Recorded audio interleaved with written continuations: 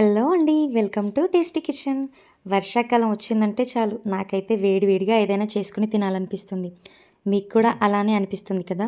మరి ఇంకెందుకు లేట్, చకచకా చికెన్ పకోడీని చేసుకొని తినేద్దాం రండి. నేను 250 గ్రామ్స్ వరకు చికెన్‌ని తీసుకున్నాను విత్ బోన్స్. మీరు బోన్‌లెస్ అయినా తీసుకోవచ్చు.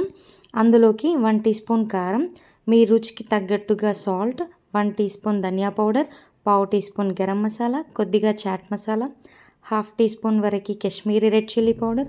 నేను రెడ్ చిల్లీ పౌడర్ని కలర్ కోసం యూస్ చేశాను. మీరు అవసరమైతే ఫుడ్ కలర్ అయినా యూస్ చేయొచ్చు.